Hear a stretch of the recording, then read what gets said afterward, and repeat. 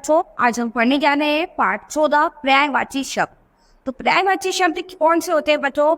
जो समान अर्थ वाले बहुत सारे शब्द होते हैं उनको हम पर्यायवाची कहते हैं। यानी जैसे बहुत सारे ऐसे शब्द हैं जिनका अर्थ समान होता है ना, वो हमारे पर्यायवाची के शब्द कहलाते हैं। तो आइए यहाँ पर कुछ पर्यायवाची शब्दों के बारे में पढ़ेंगे।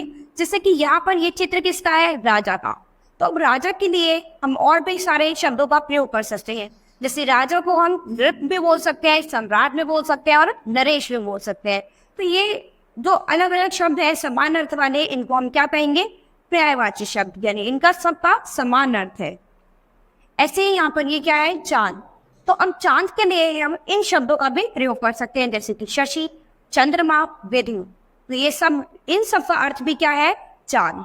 ठीक है। तो जब हम सेम ऐसे शब्द, जिनका एक शब्द के लिए ऐसे अनेक शब्द लिख सकते हैं लेकिन उनका अर्थ समान होता है, तो वो पर्यायवाची शब्द कहते हैं। ऐसे यहाँ पर ये चित्र किसका है? फूल का। तो फूल को हम पुष्प, कुसुम, सुमन ये सब भी लिख सकते हैं।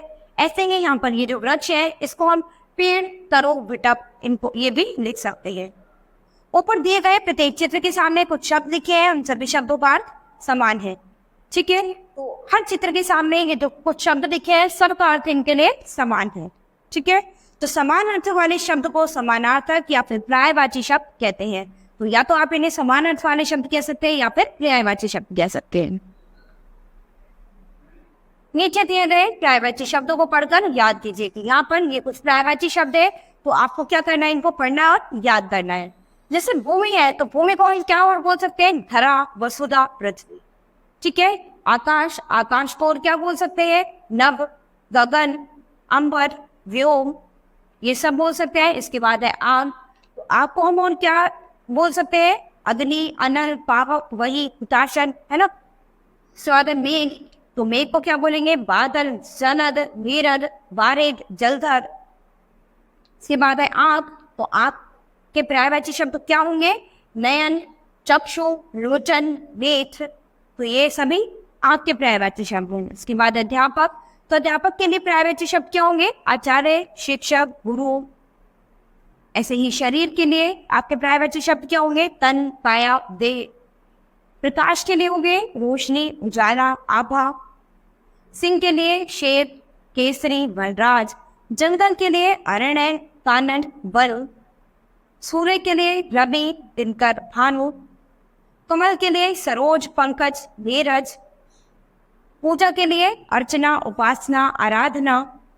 घर के लिए गृह, सदन, अन्य। पुत्री के लिए बेटी, कन्या, सुता। सोना के लिए कनक, स्वर्ण, कंचन।